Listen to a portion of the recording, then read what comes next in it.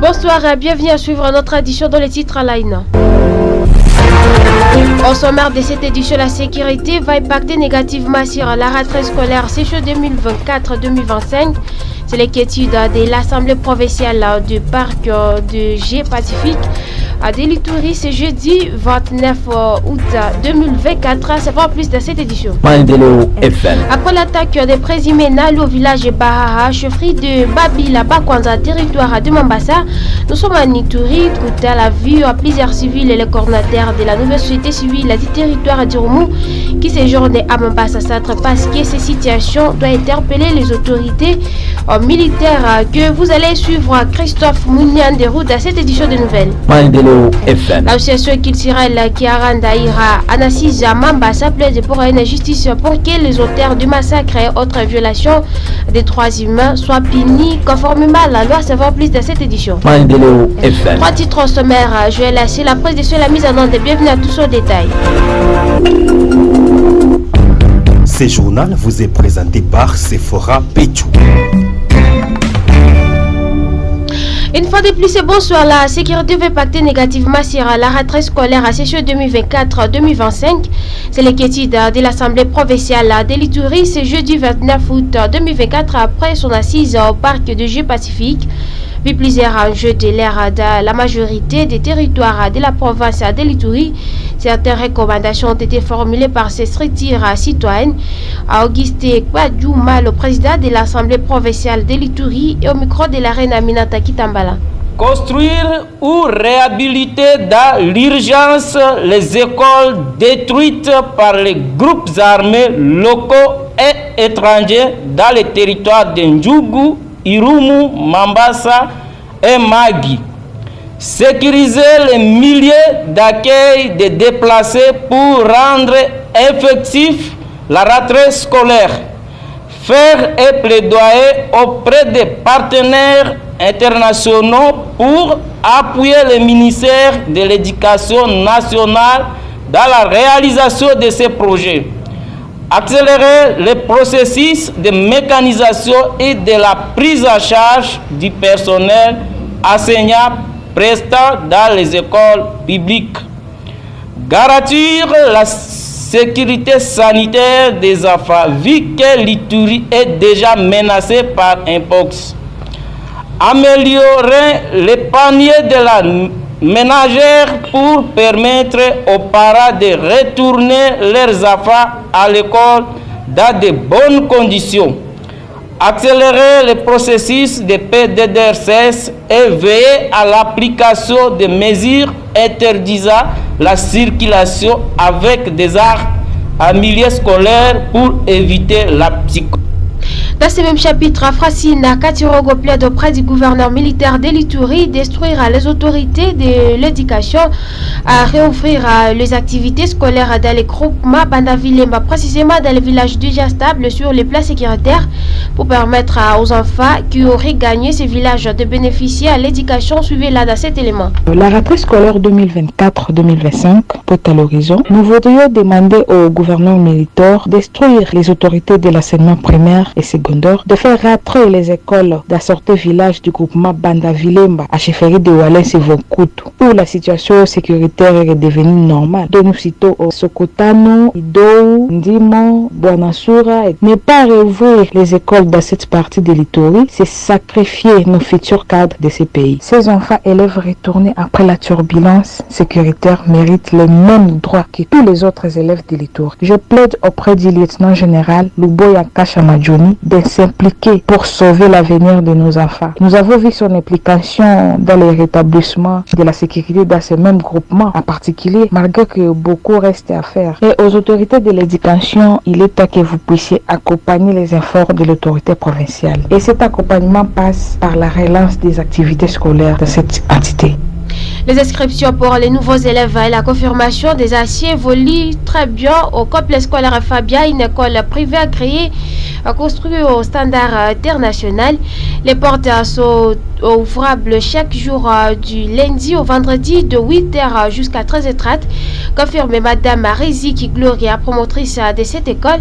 Reportage alias Selo Iveka. Ici au complexe scolaire Fabia, il y a 2 langues qui sont autorisées. Nous autorisons seulement de parler en français et en anglais. Dans un entretien accordé à la radio communautaire Maendeleo Bunia, Madame Riziki Gloria, la promotrice du complexe scolaire Fabia, note que les inscriptions des nouveaux élèves et la confirmation des aciers évoluent convenablement et évitent les retardateurs à CAT. Les inscriptions se passent bien, nous accueillons les parents qui viennent, mais en même temps nous invitons les autres qui sont encore à la maison de s'atter parce que les places sont limitées. Il n'y a rien à se plaindre, on glorifie Dieu pour tout ça. Aujourd'hui nous sommes à notre 9e année de fonctionnement et nous essayons d'améliorer petit à petit nos infrastructures.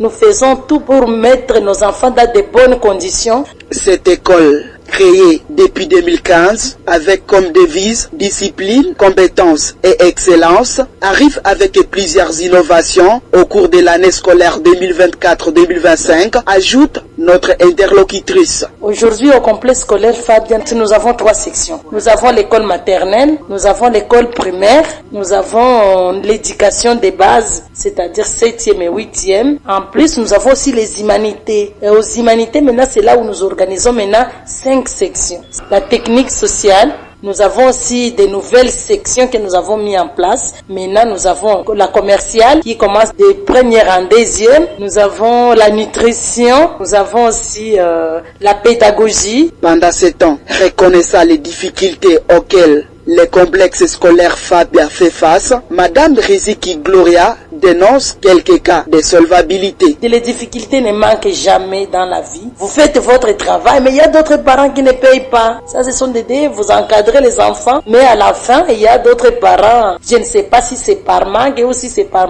mauvaise foi. Il y a d'autres parents qui ne payent pas. Et vous voyez, s'il n'y a pas d'argent, donc il n'y a pas de travail, il n'y a pas de fonctionnement. Précisons ici dessous que le complexe scolaire Fabia est une école privée agréée offrant une formation de qualité. Cette école se situe sur les boulevards du quartier Oro, dans la commune Bunia, en ville de Bunia, chef-lieu de la province de l'Ituri. La rentrée scolaire maintenue pour le 2 septembre prochain, ceci selon le calendrier scolaire 2024-2025 du ministère de l'Éducation nationale, la initiation à la nouvelle citoyenneté. Par rapport à ce sujet, votre radio a contacté ce mercredi 28 2024 à territoire radio Oumou. M. Jadri Gondé, coordonnateur de l'école diocésaine de l'enseignement, invite le parent à bien préparer les enfants pour la rentrée scolaire. Il le disait à ces termes. Ce sont les parents qui nous envoient les enfants. Alors nous allons demander aux parents de se préparer, surtout préparer les enfants, leur acheter les objets classiques, les uniformes et les autres pour que ces enfants reviennent sans problème pour commencer cours le lundi. Parce que le lundi, ce ne sera pas le temps d'inscription, mais c'est plutôt les activités vont commencer effectivement. C'est pourquoi tout le monde est en train de se promener pour que ces activités ne puissent pas échouer le 2 septembre 2024. Je leur demande vraiment de bien préparer leurs enfants pour que ces enfants ne soient pas frustrés devant leurs amis qui seront un peu à l'aise avec tout le nécessaire.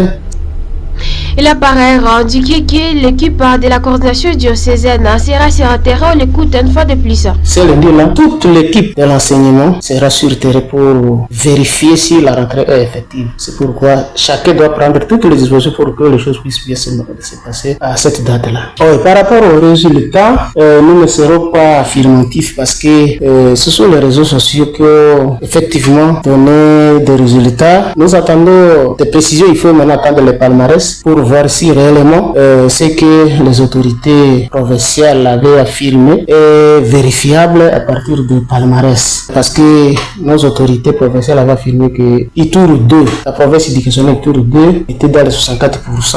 Alors pour réellement que ce soit vérifiable, il faut attendre d'abord le palmarès. C'est pourquoi nous ne serons pas d'abord dire n'importe quoi à ce moment ici, pendant que le document physique n'est pas encore là.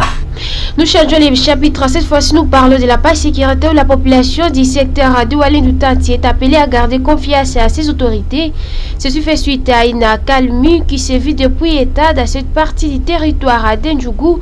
Selon les chefs du secteur de Walendu-Tanti, dignitaires de l'État, Joël Mandelonema, la confiance entre la population et ses autorités est la source de cette accalmie et profite pour interpeller le manipulateur de la jeunesse et à se ressaisir de peur d'être traduit à justice. Joël Mandelonema répond question de la reine Aminata. Nous avons condamné cette manipulation au niveau de Masumbuku, puisque avec l'autorité provinciale et l'administrateur des territoires, on est en train de se battre pour donner la cohésion, la cohabitation de la population. Mais nous avons contesté comment ces jeunes ont été manipulés pour commencer à piller les usagers. C'est ça ce qu'on n'a pas compris. En fait, on a compris, c'était les pétitionnaires qui ont initié ce pillage au niveau de Masumbuku. Je pense qu'on doit les dénicher et que la justice va les poursuivre. Rappelons que le samedi dernier, groupe de jeunes de Masumbuku s'était soulevé et puis les âgés de cette route. Selon les chefs du secteur, les manipulateurs de ces jeunes sont connus et subiront la rigueur de la loi. 3 personnes, parmi lesquelles une femme, ont été tuées par certains éléments de la milice des coopératives pour le développement du Congo Kodeko Sigle de la journée du mercredi 28 2024. Le drame s'est déroulé au village Poipo à groupement Wazabo dans le secteur de Banyali, qui est le territoire d'Endjougou. Selon les chefs du groupement Wazabo qui livre la nouvelle à votre radio, indique que les victimes ont été dans leurs chats respectifs. Suivez-les. Ils ont tué 4 femmes et un vieux homme. C'était passé hier le soir. Je demande seulement les Codeco de respecter leur engagement qu'ils ont pris avec le gouvernement congolais. Je demande à ma population d'être très vigilant parce que les choses vont mal. Ils ont tué à Balabala, vers Poipo, vers proche de barrières dans les champs. C'était dans les champs. Des mamans, on l'appelle Maman Rocher. Oui, 3 femmes sont des sujets lourds. Et un homme là, c'est des sujets Mambisa. C'est-à-dire une femme de l'Andembangani était tuée par ceux de Adaou, parce que les gens de l'Andembangani étaient venus récupérer le corps de leurs frères, c'est eux qui ont tué les autres là. Après l'attaque des présumés Nalo au village Bas chefferie de Babilaba Kwanza, territoire de Mambasa, Nituri, coûta la vie plusieurs civils et les coordonnateurs de la nouvelle société civile du territoire d'Iromo qui séjournent à Mambasa Satre parce que ces situations doivent interpeller les autorités militaires. Christophe Mounianderou interpelle également la conscience de la population en alertant à cas suspect de mouvements des ennemis de la paix. Suivez Christophe Mounianderou au micro de votre radio. La situation est très macabre parce qu'on a tué nos populations civiles. On a incendié aussi les centres de santé, y compris aussi des moteurs de population. Et là qu'on a perdu les vies des populations civiles, cela montre que la situation n'est pas du tout bonne et cela doit interpeller les autorités militaires. La population arrive avec des alertes, des informations, mais aucun dispositif sécuritaire et que nos militaires auraient pris pour protéger cette paisible population. Et nous appelons aussi la population qui se trouve même à Mungamba parce que l'ennemi qui est à territoire de Mambasa, c'est-à-dire que c'est Mungamba qui est visé. Et aussi interpeller la conscience de cette même population, celle qui se dit non, ces ennemis, nous sommes en train de les rencontrer à court de chemin. Et on dit qu'ils sont venus juste cohabiter avec nous. C'est faux, c'est une ruse que cet ennemi est en train de dire, afin que cette population puisse continuer à accéder dans leurs champs. Un jour, seront surpris quand ils seront attaqués par ces ennemis, mais l'obligation est comme à l'armée de nous protéger parce que nous ne pouvons pas négocier notre sécurité parce que c'est notre droit et c'est un devoir au gouvernement congolais et à travers ces militaires de voir comment traquer ces terroristes présumés ADF et si réellement ils il ne faut pas poursuivre ses ennemis. Nous allons conclure qu'il y a une complicité. Nécessairement, les autorités éducationnelles doivent aussi prendre une conscience de voir comment protéger ces enfants. Là où il y a la sécurité, on peut commencer à instruire les enfants, à ouvrir, mais là que nous trouvons qu'il n'y a pas une bonne sécurité, nous ne pouvons pas accepter d'exposer ni le personnel éducationnel, et y compris aussi nos enfants qui sont les élèves. Dans ce même chapitre, la CRDH de la chefferie de Babilaba Bombi alerte sur la découverte des décors à sa vie à des compositions très avancées dans le village Ilimba. Nous sommes à 3 km de Makoumon, chef-lieu du groupement bangolais, à chefferie de Babilaba Bombi, territoire de Mambasa Nitouri. C'est le Kraskakine, secrétaire de ces structures, confirme l'information, annonce que ces 2 personnes retrouvées mortes sont tous 2 hommes qui avaient été tués lors de passage de ces rebelles à Diof dans cette partie. Je propose d'écouter Kraskakine au micro de votre radio. Il y a eu encore découvert des macabres, des décors sans souffle de vie à décomposition très avancée qui a été retrouvé à Ilimba dans le groupement Bangole à chefferie de Babilaba Bombi dans le territoire de Mambasa. Et il s'agissait de messieurs Kayonga et de Gaucher qui leur corps a été inhumé par les jeunes volontaires, et raison pour laquelle nous appelons la population de demeurer toujours être vigilante. Et après les enquêtes, on a retrouvé que ces 2 corps avaient été tués par ces ADF lors des passages de ces belligérants groupement Bangole à Ilimba et partout ailleurs. Et nous alertons encore la présence et des circulations des hommes zengoni porteurs d'armes à feu qui circulent dans des périphériques du groupement Bangole. Nous appelons les services de sécurité de traquer ces belligérants, et voire même pour la population de demeurer toujours être vigilante, de dénoncer tout mouvement suspect pour mettre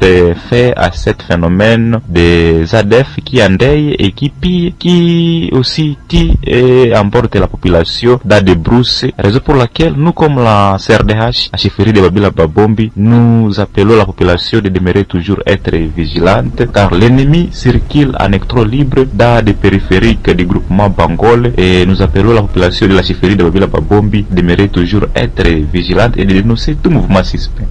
Les habitats de la chefferie de Babilaba Bombi en général, ceux de Ilimba, Maou, Makumo, Masana et Kalungo en particulier, sont appelés à doubler la vigilance. Cette alerte, la CCG due par la CRDH Athènes de Mambasa, intervient un jour après que suivi la suite champée de main des rebelles des Adjolfa et des autres portés disparus à Brousse par ces assaillants de Mapili. Nous parlons de la page sociale où l'association Kitirel Kiarandaïra Anasija Mambasa plaide pour une justice pour que les auteurs de massacres et autres violations des droits assumés soient punis conformément à la loi. Les messages la CCG dit 29 août 2024 par Kambale Vikali Vakolos lors d'une grande assise de cette communauté à territoire de Mamba, député national Pakako Siwako Makuke alerte sur la mauvaise condition de vie de déplacés des guerres à Viva dans les territoires de Lubero Nord Kivu. Ensuite, aux menaces des rebelles, Dion veut 3 détails dans ces reportages de David Akilimali. Le député Kapako Siwako Makuke parle d'une situation chaotique que traverse les déplacés de guerre dans une partie de Lubero.